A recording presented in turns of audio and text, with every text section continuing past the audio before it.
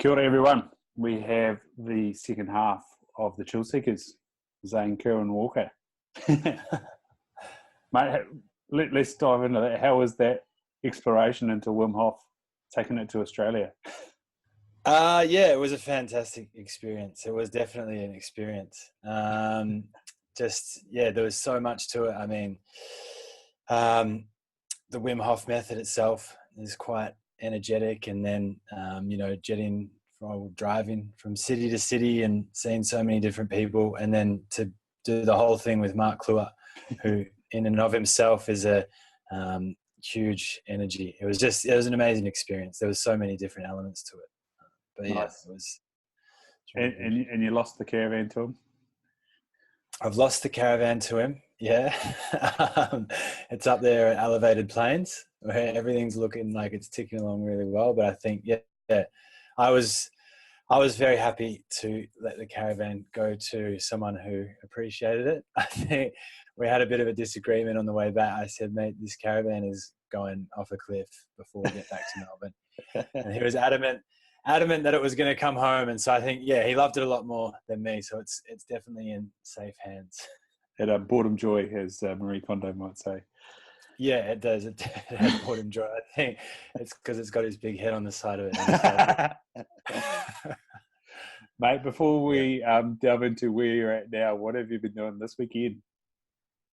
This weekend, this morning I had a meeting with my good friend Holly and a few other good men about a project called the Men's Series, which is kicking off. And so Holly runs something called the Women's Series. You can check that out on Instagram, but it's just, it's an amazing program, soon to be an online program, I think. And this is sort of the counterpart to that. And so just talking about all things men's health. And we're looking at getting some workshops happening this year, which is really exciting. It's something I'm, really looking forward to being a part of. Mate, that was this morning. That's super exciting, mate. We've had Lucas Crump, who's one of the kiddos in Everyman. What do you sort of see needs to take place for men in Melbourne? Where are they at? I don't know. I think there's a lot of dialogue and a lot of talk at the moment around men and masculinity, and it seems to be a bit of a hot topic. I guess my perspective on it is the same as my perspective with health and with most things. I think we all have a responsibility to ourselves at the end of the day. And there's a lot of opinions, and there's a lot of work being done by people in different areas, whether it's meditation or psychology or public health or fitness, whatever it is, around the best way to do things and the best path to take. But I think ultimately that journey comes down to the individual, and that's for both women and men. And I think as men, we are starting to do that. We're starting to stop, take a breath, reflect on where we are, where we want to be, some of the things we're doing. And so, I'd love to be a part of the conversation around masculinity and where we're going, but I definitely don't put myself as an authority on it. I'm just like every man. We're all on this journey. We're trying to figure it out, and we've all got something to offer, and we've all got something to learn. So I think it's just good that we're talking. Yeah, I think talking is one of the big things. Something I've been discussing with my partner and my brother, and especially his partner, she's a social worker, is the severe lack of vocabulary. And I don't know if it comes from a blokey society like New Zealand and Australia, where you talk about weather and sports and maybe work, and usually the answer is good. Being able to talk and find the words to try and explain what you mean, I think is one of the big things. So a conversation and a way to, I think one of the big come outs of Everyman is that you're all not alone, and there are other people out there that think like that. So awesome product. Do you have any time frame on that, or? We just spoke about it today, but the 5th of May seems to be the date for the first workshop, which is going to be a sort of full day of strongman training, meditation, yoga, breathing, ice baths, a little bit of everything. I think you're right. I think as men, when we tend to, we don't really know how to express ourselves. And I think that's fair enough, because we have, as humans, we have all of these emotions inside of us, just too many to even count. And words are such a poor excuse for emotions. And so even when we do have the vocabulary, even when we do talk, it's hard to express that. So that the first step, I think, is just that reflecting inwards and just thinking about what is it that I'm actually feeling. And then once we understand what we're feeling, then we have a chance at least to express it. Absolutely. Mate, you talk about journey. Where did this sort of idea that you've got to take responsibility for where you've been, where you're at, and where you're going, where's that sort of come from? Well, that's, I think, just been my own path, and definitely the people that I work with now. So we've got the Fifth Direction happening, and it's not on here, but our sort of slogan, I guess you call it, is turn inward. And the Fifth Direction points to that final part of the journey. Often in our pursuit of whatever you want to call it, happiness, health, wealth, whatever it is, we quite often look out. We're looking north, south, east, west. We're looking for the answers outside of ourselves. And that final part of the journey is when we stop and we turn inwards, and we take that fifth direction into our own hearts, into our own minds, into our own consciousness, I guess.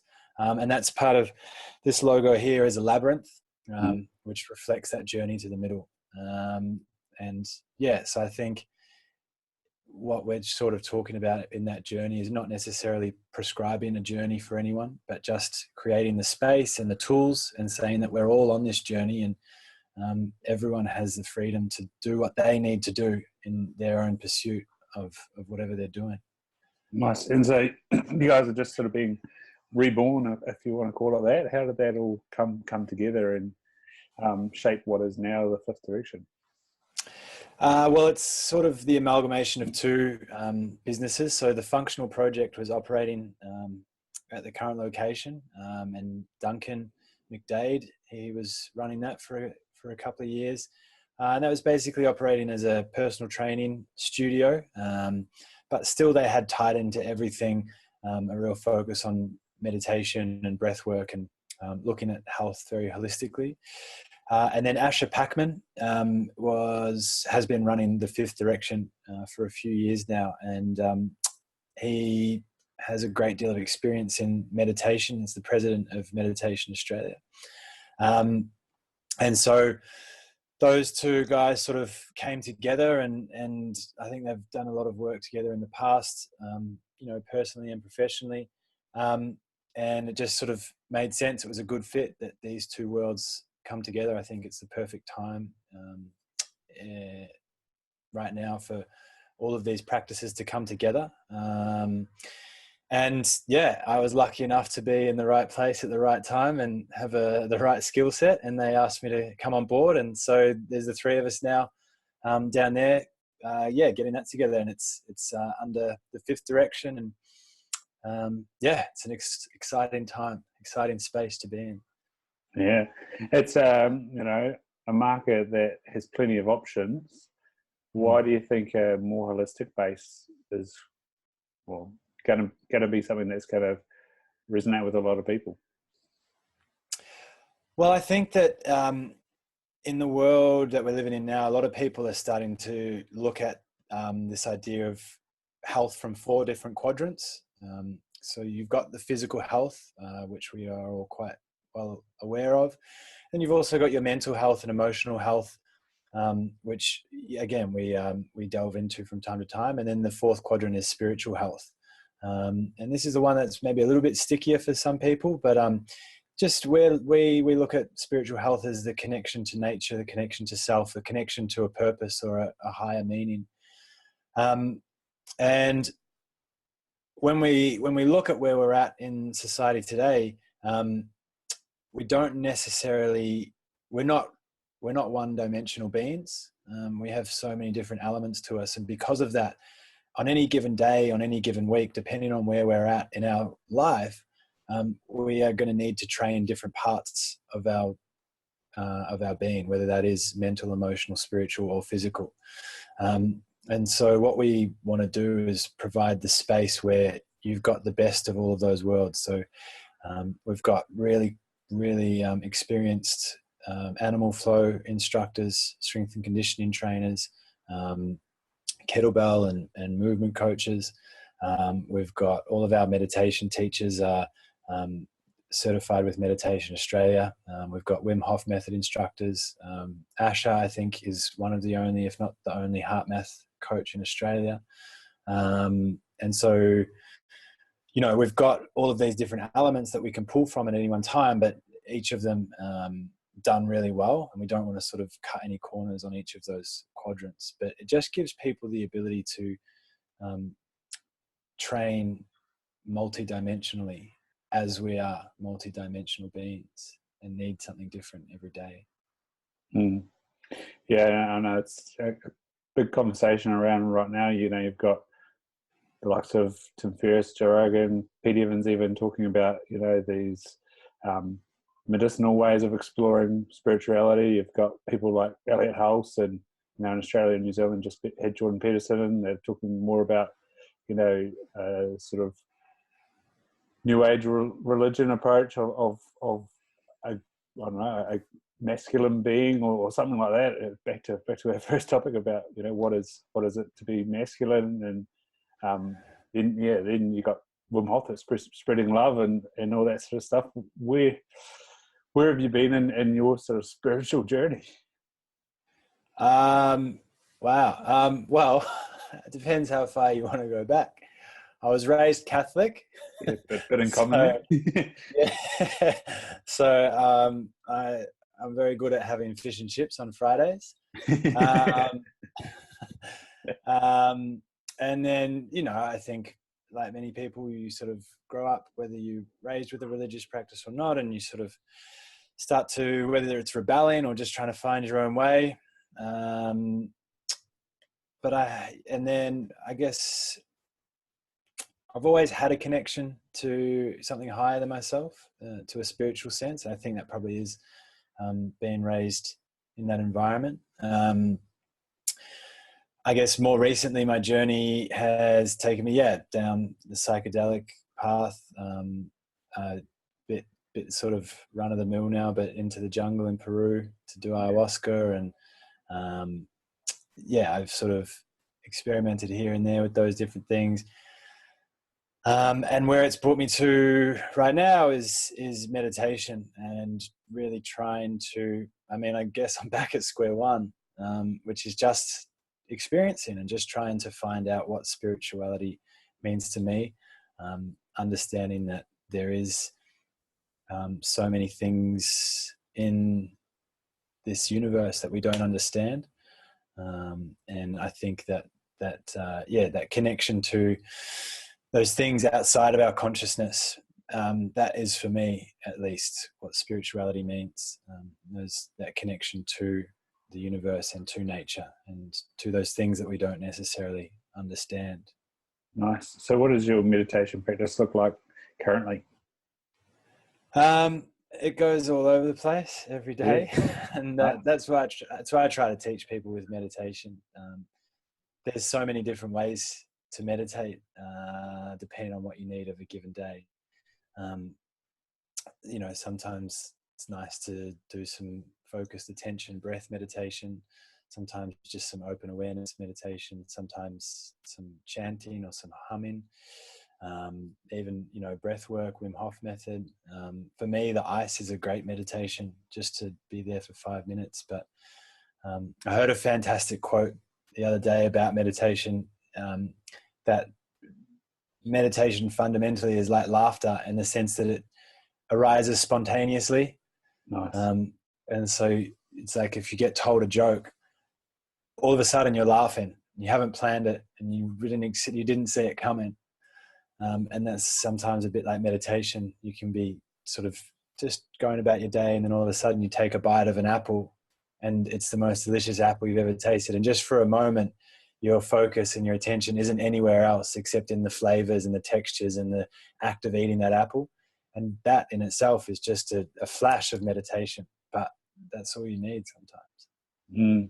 And I guess that's like, it appears many different ways in the world, and there's coffee lovers, and the moment to sort of they go deep with how they prepare it and how it's ground, and what's going on with the flavor and where's the bean from, and then there's wine as well, and and then you talk about foodies, what can I taste here, what flavors are coming through, and all that. And then some, almost finished my stack of books that I got last year, and the next one, and I want to get the Zen art of archery and start pulling on a bow. I've had a few bow hunters on here, and Oh yeah. Have you got it there? got the bow here. Oh, there we go. All right. So I think you had Adam Kavanagh.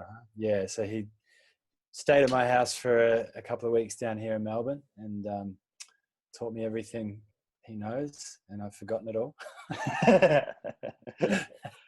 I need to get him back down here. But yeah. So while we're there, where do you have to practice that? Well, I live in a townhouse in Yarraville, and I have a small courtyard at the back. And so if I open the ranch slider door and stand in the kitchen, I've got about 8 meters. Nice. But I have to be very accurate to get it through the lounge room, out the door, and into the target in the courtyard. So it's a little bit hairy. But yeah, I try to do that. And I'm glad that you mentioned it. I need to get it out more for sure. Beautiful. You're not alone at shooting from inside, though. I'm pretty sure Cameron Haynes is often shooting from his kitchen window as well, but I think that's out to a 20-yard backyard. So. Okay. Yeah. Yeah. Most likely after he's run a marathon, half marathon for the morning. Oh yeah, great. Great, crazy fella. Which probably brings me on to my next sort of area around the fifth direction. Is it sounds very balanced.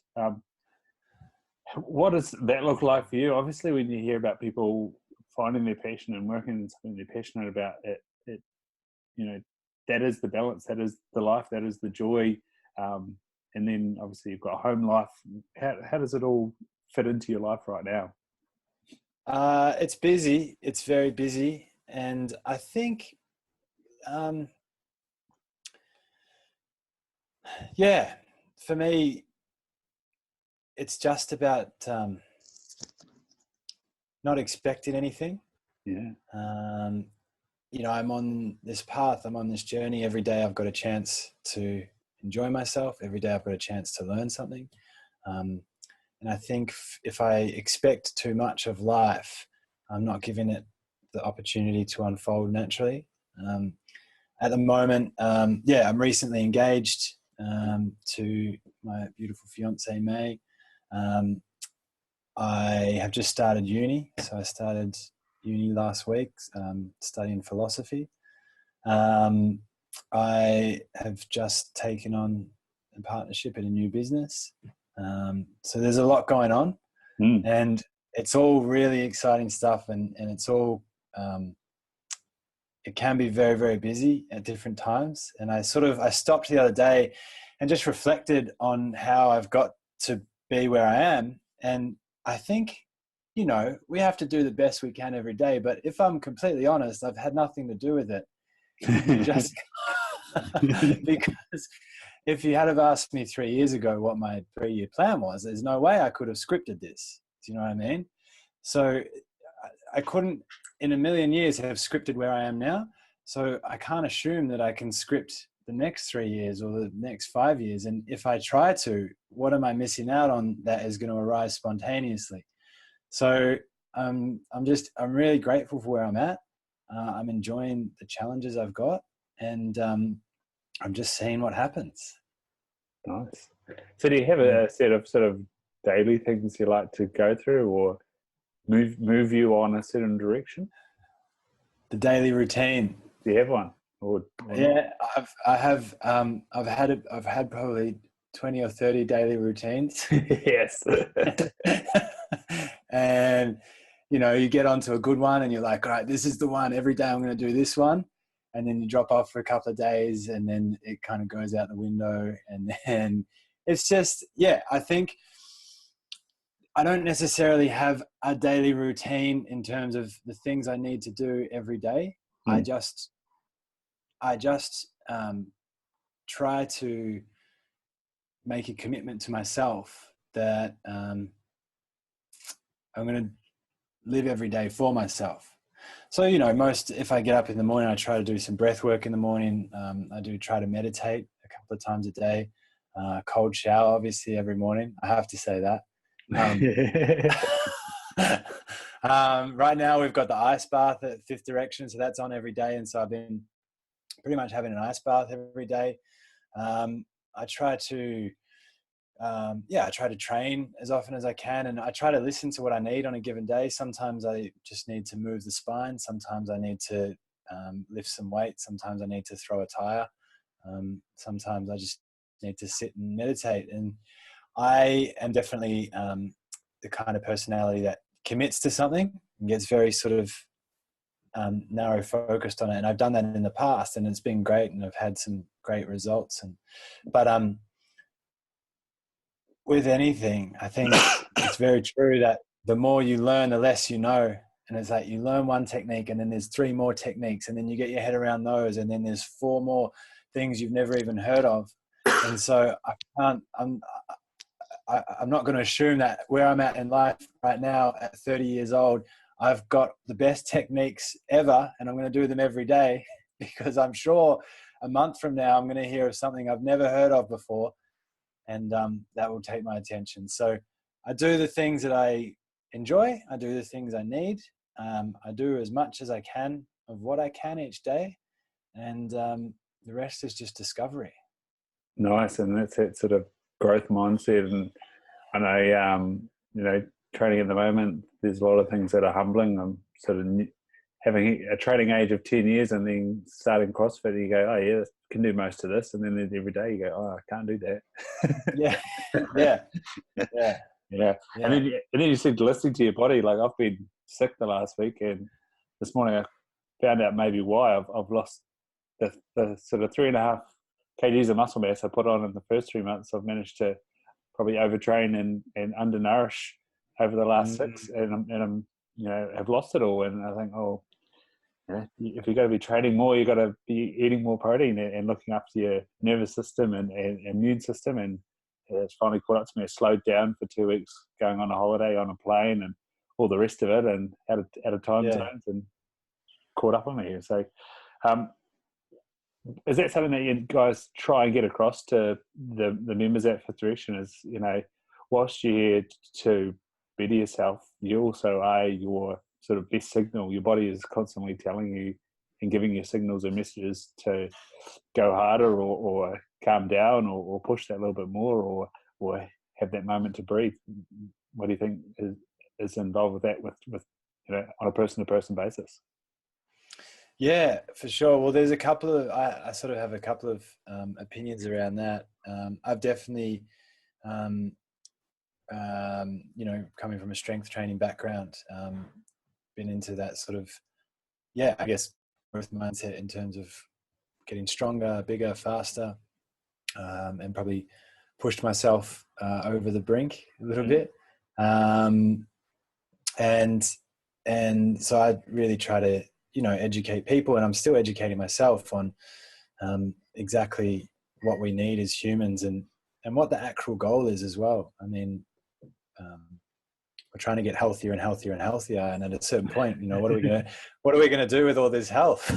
It's like we with technology, we're saving so much time, and we're saving time. What are we doing with all this time? We're just filling it. So it's great, like searching for health, but at a certain point, you have to just be healthy, I think. And a doctor said to me, when someone comes into their office who is 100 years old, the measure for health, like optimum health, if you're 100, is can you lay down on the ground and stand up? That's it. You don't have to do 100 pull-ups. You don't have to squat twice your body weight. You don't have to do 50 sit-ups. If you get to be 100 and you can lay down and stand up, you're golden. So if I just lay down and stand up every day, that's enough, you know. But then yeah, definitely is. I think listening to the body is a funny one in today's world, because I think to listen to yourself, you have to fundamentally trust yourself, and that comes down to respect. And I think respect and self-love is very tied up. And I think in the fitness industry at the moment, especially, there is a lot of people, and everyone's got the best intention of what to do and what to prescribe. But there's a lot of people talking about all of the things we should be doing. You know, you should be getting up in the morning, doing 3 rounds of breathing, and then you have to have a cold run, and you've got to have a bulletproof coffee, and then you have your first meal at 10, and you've got to have this kind of organic, and then you've got to train in this way, and it's got to be short sprints, or it's got to be heavy, or it's got to be, you know, this. And these are all the optimum ways. And it's fine because everyone's just speaking from their experience and the things that have worked for them. But we've got to be careful that by giving people all of these things that you should be doing in the day, you're essentially just giving people a list of reasons why they're failing every day. And we are just bombarded in this day and age with reasons why we are failing every day. Do you know what I mean? If you just get up out of bed, have Wheat Bix, have a coffee with Coles milk, go to work, do the best you can all day, have a sandwich for lunch, come home, have a glass of Coke and a pie, and you've done the best you can. You've basically got 1,000 reasons why you've blown it. And you've just done the best you can that day. You know what I mean? You've done what you need to do. But all of these reasons all of these things give us reasons to hate ourselves and beat up on ourselves. And when we hate ourselves, when we beat up on ourselves, we don't respect ourselves. And we're not going to listen to someone we don't respect. So this idea of listening to ourselves and what we need and where we want to go, it starts with giving ourselves the chance to respect where we're at and who we are and the story. We've all got a story, and we've all got something to offer. And I think that, you know, fundamentally it has to start with a bit of self-love and a bit of just knowing that every day you've done the best you can. It might not have been optimal, and you can do better tomorrow when you know better, but that's fine. You've done the best you can for now, and you're not wrong for doing what you've done. Absolutely. And you've just sparked something that, you know, when I interviewed Pete Evans, he talked about these labels, and, you know, at the time I was like, yeah, you've got a point, and you've just added to that again. You know, when we label ourselves as, like you said, you eat Wheat Bix for breakfast, so you're not this. And then, you know, we can be diagnosed and identified with all sorts of different conditions, and we can label ourselves as that, and I need this, and you should respect me because of this. But like I say, fundamentally we're human, and we're doing our best we can be.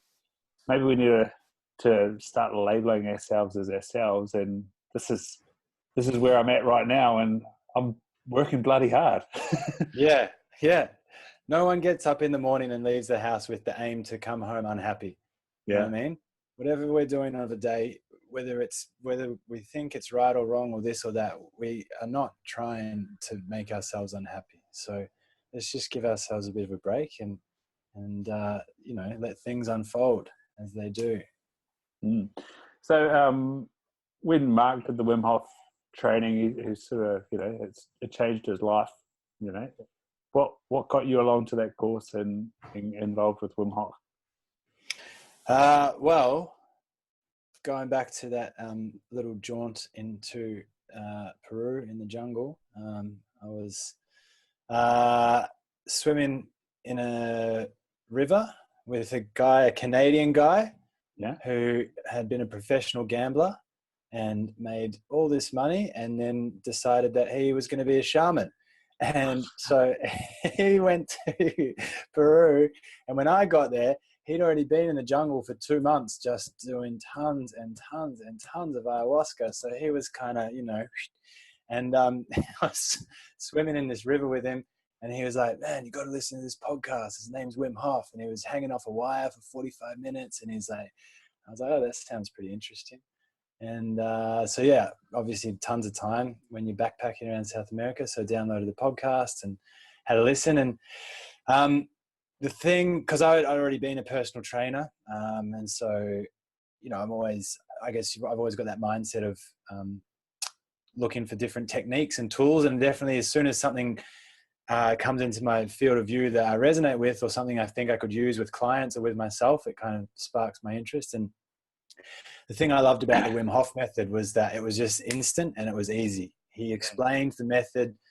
I think he explained the method in like 15 seconds, like 30 deep breaths, and then you hold your breath. And that was it. Yeah. it was simple. And to be honest, I've done a lot of training and it hasn't really changed that much. First explanation. And I think that's the thing that resonated with me is in a world where we're trying to make things more and more complicated, it's just that simple. Just sit down and give yourself the time to just breathe. And it's just, and that's what I love about it. And so, it has been life-changing for me. Definitely just in terms of the people it's introduced me to, the opportunities it's given. I mean, as I said, I couldn't have scripted where I am today to be working at the Fifth Direction, and just such an amazing space, and to be able to, we're doing breathwork classes now and combining physical movement with the ice and looking at all of these different modalities. And it has been life-changing. But as I said, I could not have planned it. Nice. And I actually jumped in.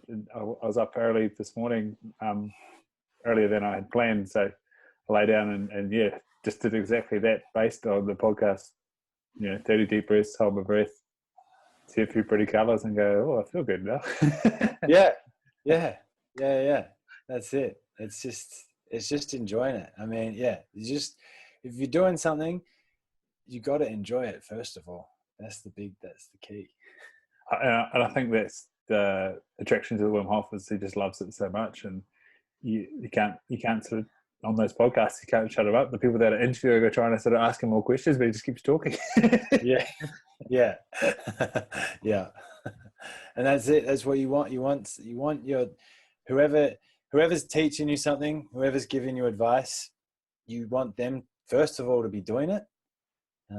And then, we live in a world, you have to be really careful who you take advice from, because a lot of people who are claiming they have the answers to health or happiness or wealth, but just take a look at where they're at and ask yourself if you want to be there. And if yes, then great. If not, then just take it with a grain of salt. Yeah, it's probably something I've sort of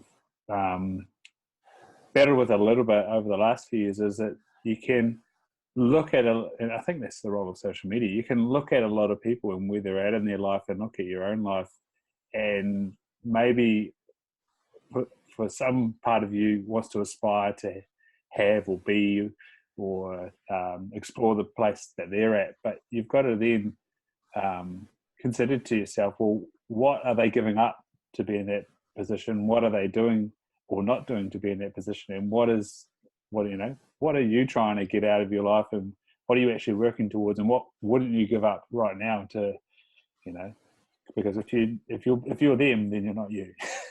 I guess that's what I'm getting at. And like you said, you if you be too directional, that I want to emulate this, like you say, there's so many things that you might miss out on, and I think your life is really representative of that. Like you said, 3 years ago, even the same for me. 3 year ago, I wouldn't have been in Australia. I've been in Australia. Yeah, it's been awesome. Yeah, that's it. Don't assume that you know the way to where you want to go, because I mean, if you just let it be a surprise, it would probably be. I mean, Caroline Miss has a great TED talk, and she says, how many of the most wonderful things that have happened in your life have you had anything to do with? If you ask yourself honestly, and I don't know, you can every now and then you can control and create something that you want, but the things that really spark joy, those things that are like, wow, this is amazing, we don't really have anything to do with them, and all you can do is put yourself in the best position to experience them and to appreciate them when they come. But I just wanted to touch as well on, what you were saying about social media and trying to emulate people who are, giving advice on different things and giving methods and techniques. And you have to remember that you're only getting a snapshot of that thing. I mean, you're talking to me, listening to my voice, and I'm in a pretty good mood today. I'm in a good space. I just went and played tennis for half an hour before this and sort of had a glass of water and a banana, and I feel good. But it's not always the way. And, you know, you just get like a little glimpse of people in a moment. And it doesn't show you where I was at on Sunday or Monday or where I'm going to be at tomorrow. Or and on Instagram, no one's going to post to Instagram a photo of them just like on the mat, just, you know, out with sadness or anger or depression or acting unconsciously, or, you know what I mean? That we all do, like all these people. I've spent enough time around people who claim to have the answer to know that they don't. And it's not to say that they're wrong, but it's that these things, they're all valuable, and we should listen and we should share information. But don't assume that, you know, if I do what he does, then I'm going to be like that photo every day, because he's not even like that photo every day. That's right. And that's where I guess the shaky world of, you know, social media influencers starts to come in. It's are they the person influencing, or is it the person paying them that's influencing us? And you got to be careful of what you're taking in. Yeah, the social media game is like Instagram is, you've got like this big group of people, and I'm guilty of it, who are like trying to get a bit of a presence on social media. And so the game to get a presence on social media is post a certain type of thing and put up a story, and like there's all these little things. You've got to be engaging, and you have to be vibrant, you have to be happy, and then you also have to engage. So you've got to reply to people's comments, and then you've got to like people's photos, and it's kind of like this whole game where everyone's like liking and commenting and posting, and they're trying to get attention, but everyone who's doing it is trying to get attention. So you're getting the attention of other people who are trying to get attention, and so you go all this bit, and it's like, is anyone actually listening, or are we just all getting more attention? And then it's a funny one. And I think I'm at a stage where I'm sort of being really weary of social media, because I just don't want to be adding to the problem. You know what I mean? Like, I obviously don't want to post boring photos, but I also don't want to post photos that make people think, you know, I've got it all together, or like every day's an amazing ice bath and strength training and I'm just crushing it. And I'm like, you know, because like, I don't want to add to that problem that someone gets up and they're having a shitty day and they jump on Instagram and all of a sudden they feel even shittier. Like, that's not, I don't know if it's helpful.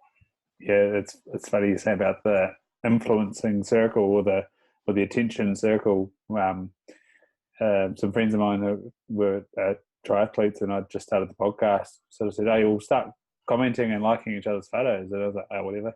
And it's 5 of us; it wasn't too hard. And then that sort of drained out, and then you looked at it like, "Oh, that didn't make much difference." And then on the flip, on the flip side, I'm living near Byron Bay. You know, there's plenty of influential people around here, and you exactly that. You see them all just do this big circle comment like, "Chat, wonderful." Yeah. Yeah. And then anyone looking from the outside is like, oh, that person's got, you know, 50,000 followers, so they must be an authority. So then whatever they're saying or whatever they're doing, that must be the answer. So I'll do that, but I can't do it every day, because obviously none of us can do stuff like that every day. So then I feel worse about myself because I'm not living that life. But it's not real. Yeah. No, yeah, exactly. And even myself, you know, we lived here 3 months before I actually went for a swim at the beach. Yeah. It's quite funny go home like, oh, it must be amazing to go to the beach. It's like, yeah, it is, but it's actually got to be conscious. You could not go to the beach. Yeah. So we literally live over the road, but it's very easy to not go to the beach. You know, yeah. So yeah. That's something I've consciously got to do. I've got to, you know, get home and go, right, I've got to go to the beach. It'll be worth it. Yeah. But at the same time, you could not go to the beach. Yeah. Yeah. They might just be exactly the same as working in a facility that has an ice bath to not have an ice bath. Yeah, it is. And it's funny because I think, the purpose of the ice bath is not to be good at doing ice baths. I don't want to get to a point where I'm like, I don't even feel the cold anymore. I just get in and I cruise through it and I jump out and, because then what's the point? It's every time I look at it, like I got in this morning and I sort of stood beside it and I was like, not again, but that's why I do it, because it's uncomfortable. And there has been times where it's started to become really comfortable and I do it every day, and it's like, starts to become a habit, and it starts to become, like I'll feel like I have to have an ice bath today, or like I've got to do 10 minutes now and 15 minutes and I've got to keep pushing it. And just get swept up in your own story about what this is and sort of lose the point. So yeah, I've been having ice baths pretty regularly lately. But I'm just sort of, I'm just, as I said, every day, just asking myself, like, why am I doing this? Am I doing because it's serving me and I'm growing out of this? Or am I doing this because, I don't know, beat some challenge, or I feel like I have to, or, but yeah, for me, the ice bath is definitely a physical thing, but it's a really, really deep challenge. And every time I do it, it uncovers new parts of me and my fears and my worries and my stresses. And it is constantly exposing myself to myself. Yeah. No, that's good. Mate, you said you're a PT. Was not, back to social media, watched a few of your videos. Was it with Virgin or something like that? What led you that way, and then what pushed you out of it? My good friend Beck, Sweat with Beck on Instagram. I stayed with her in New York a few years ago. She's a trainer over there. And I sort of got back to Australia, and my stepdad, my mum's new husband at the time, Gary, was a big part of my life. After I got back to Australia, he was diagnosed with a brain tumor, and it kind of, in a funny way, sparked me, because I'd spent a lot of my life just sort of enjoying the ride. As I say that, I realize that's what I said I'm doing now, but not really sort of committing to anything or choosing a direction. And I don't know, something sparked in me when that news came across. I mean, it was devastating for the whole family, really, but I realized that, I don't know, there was something in me that wanted to do something with my life, do something that had some meaning or had some purpose. And because I just spent some time with Beck and I saw what she was doing, and I'd always had an interest in training, it just kind of seemed like the logical step for me to look into be a PT and build a career. And yeah, I'm very grateful that it happened, because it's opened so many doors. And I had an amazing time at Virgin Active. It's a great place to train, a great place to work. And I don't know, I think what sort of led me away from traditional PT, I still think it's very important. And I think personal trainers are really important people in the health and wellness sphere, because we have so many touch points with people. Like you might see a doctor once a month. That's if you're sick. You might see a chiro every now and then. But you might see a personal trainer 2 or 3 times a week. So the influence that a personal trainer can have over health is vast. And so I think that it's really important to understand the influence that we can have as personal trainers on people's lives, and that because people are multi-dimensional beings, that in training people only on the physical plane, we're kind of shortchanging ourselves and shortchanging them in what we can do. And there's all these other there's all these other elements that we can tap into. So I still very much believe in personal training and moving the body and strength training and movement. And I just, in my own practice, I've always, in the last few years, I've had a meditation practice and looked at nutrition and looked at other things like, human connection and writing and drawing and all of these things. So I just really want to train people in the way that I train myself. And that's got me to here. Nice. Yeah. So do you think there's a bit of a maturing process both with someone that first approaches personal training and then someone entering into personal training? Obviously you get taught some things and you probably think you know some things, but then your clients begin to teach you more and you learn more, and like you said earlier, you begin to know that you don't know. That's it. It is. Yeah. So go on. And you also think that then from the client perspective that they might get a little bit of a shock when they approach somebody that's a little bit more experienced, or someone who feels a little bit pushed or gets a little bit of mentorship or goes on a new course, that the trainer is not just there to, it was there, I think Fred Late said, not just there to count to 10 anymore, they're there to improve their life. Do you think that also helps to mature the client in a big way? Yeah, for sure. I think the personal training industry was the first time that I really experienced that idea that the more you learn, the less you know. I was like, all right, I've got it all. I know how to squat. I know how to deadlift. I'm golden. And then it's like, it's so much. The more you learn, the less you know. And it's so true.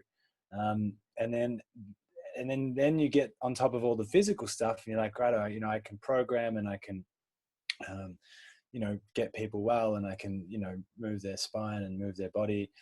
But then someone comes and does a session with you and they've just broken up with their partner and they don't even want to move. They just want to talk to you for 45 minutes. And you're like, hang on, I don't know anything about this. And all of a sudden you're being like an emotional help and you're being a friend. And it's like this whole other thing. And you learn really quickly as a trainer that you have to do that as well. That you have to be a friend and a support and emotional help. And there's all of these different things and you're just sort of thinking on the fly. And I think one of the great things that we get as trainers is the ability to guide people.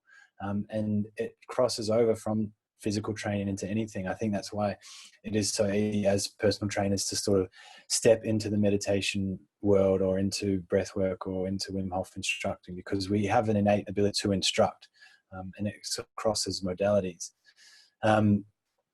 But yeah, in terms of guiding someone, and everyone, as I said before, everyone's on their own journey, and it's not up to me to say where anyone is or where they should be. When someone comes to see me, I want to tell them about my experience, and I want to help them from where they are. But I want to make it really clear that I am, I'm me, and I have an experience, and I've experienced a few different tools, and I can share those.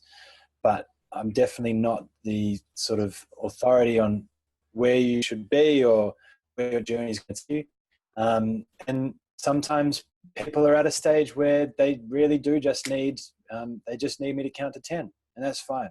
I don't judge that. Sometimes people are ready to delve into meditation. That's fine. Let's do it.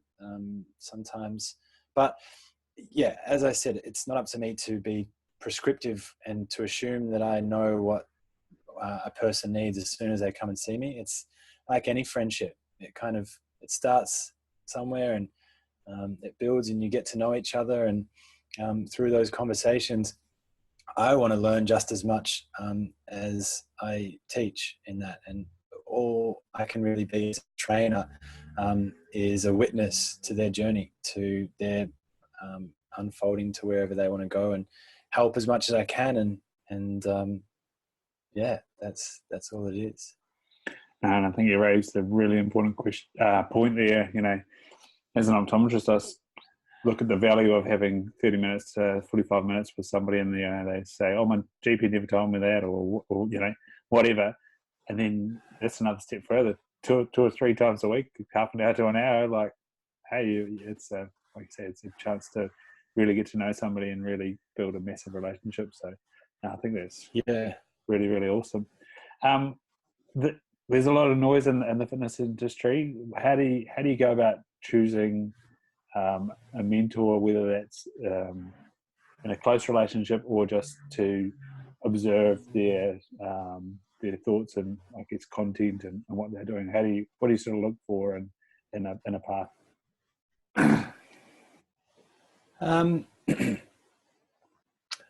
I think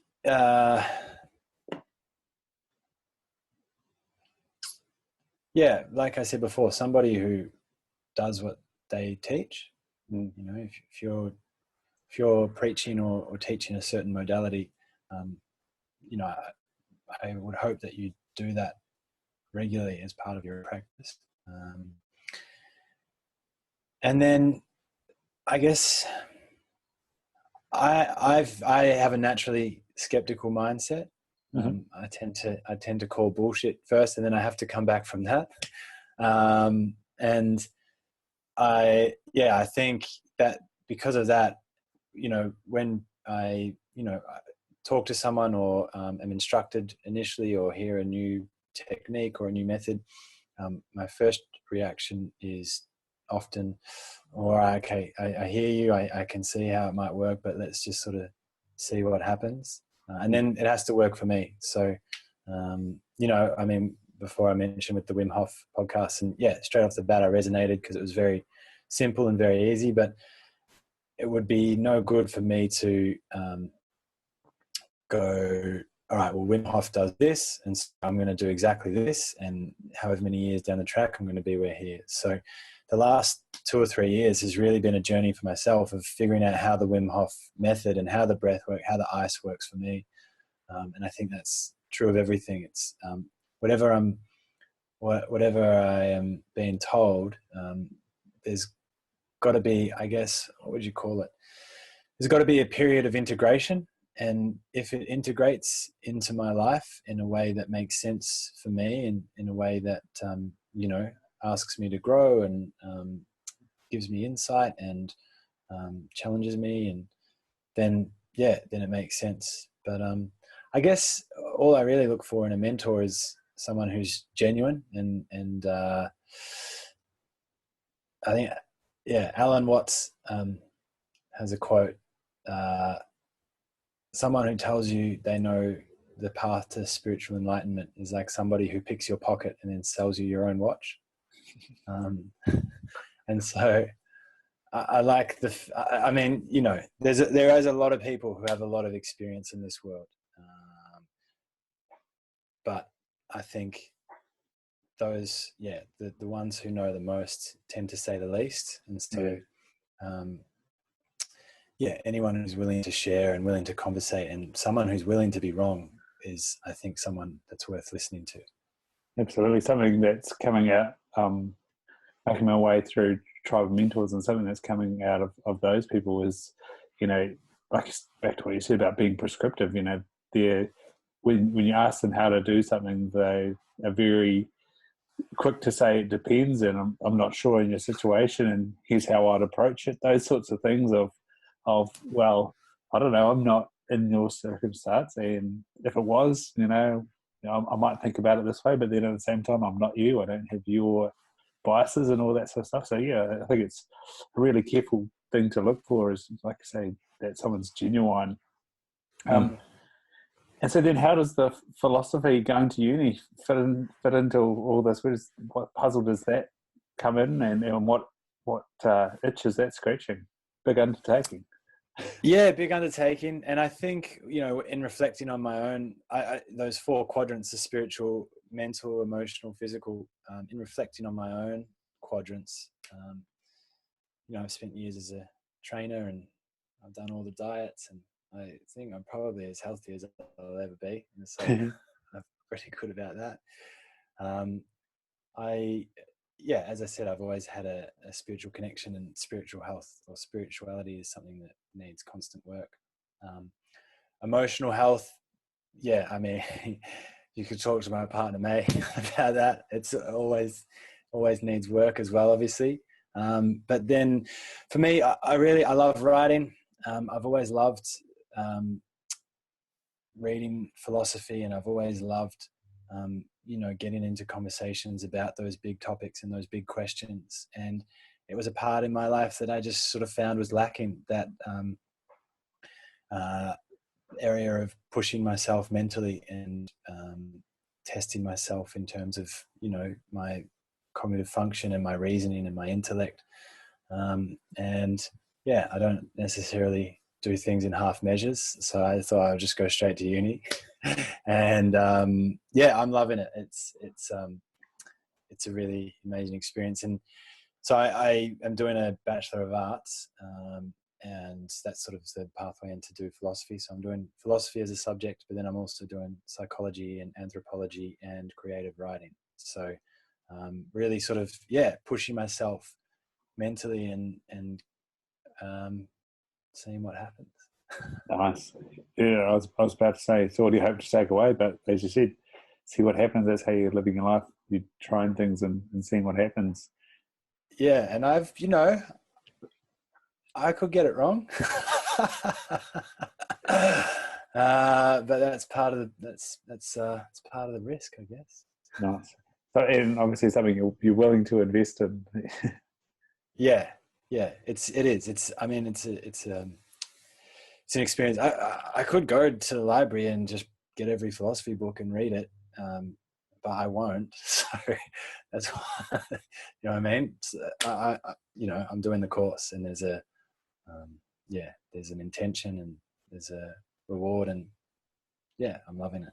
And it'll also you get to tap into a large number of different opinions and takes on that, I guess, as well.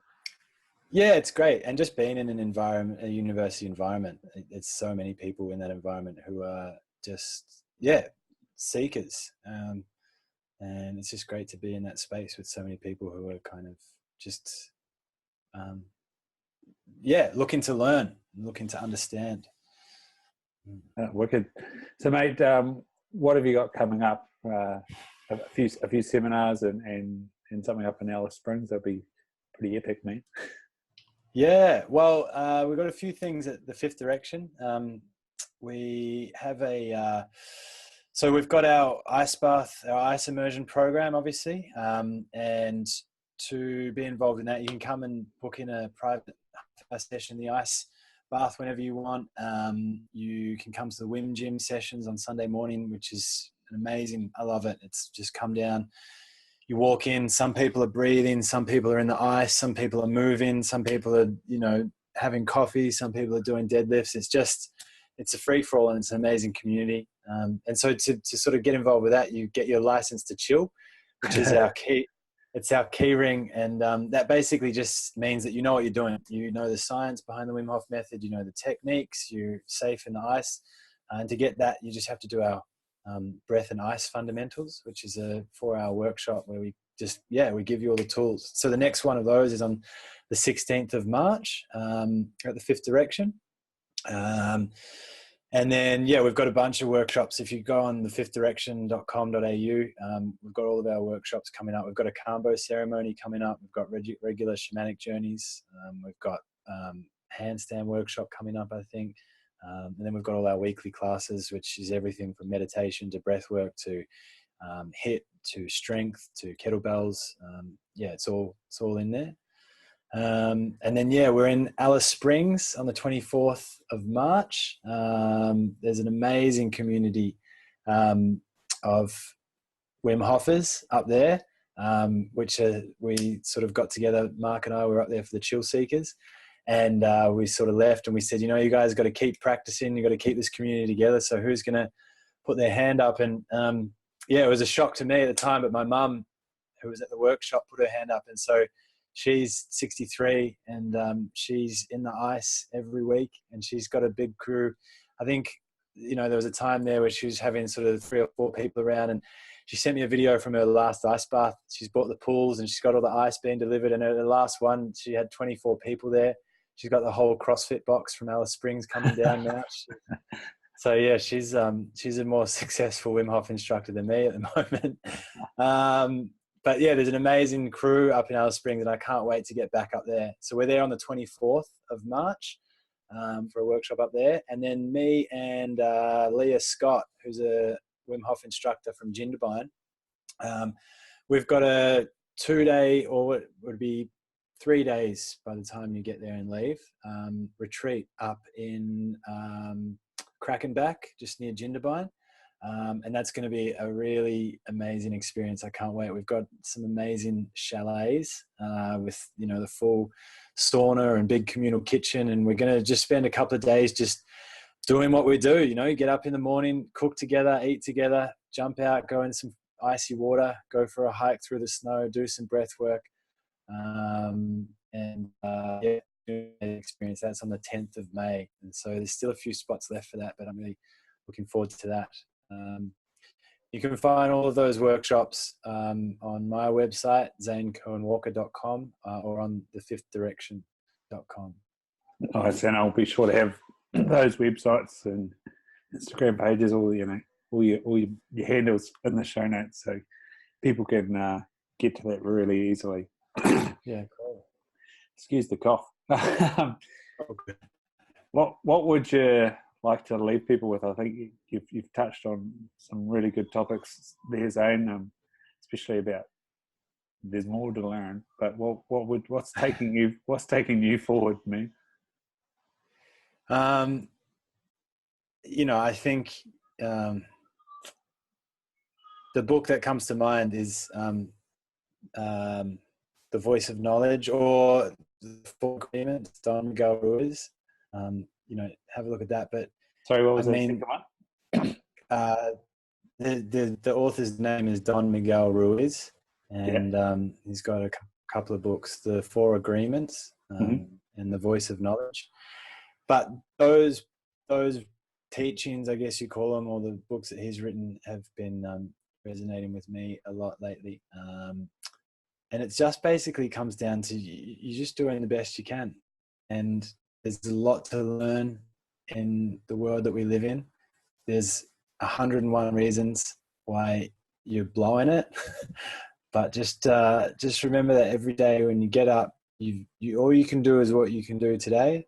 You're doing the best you can. Enjoy the journey, and you'll end up wherever you are.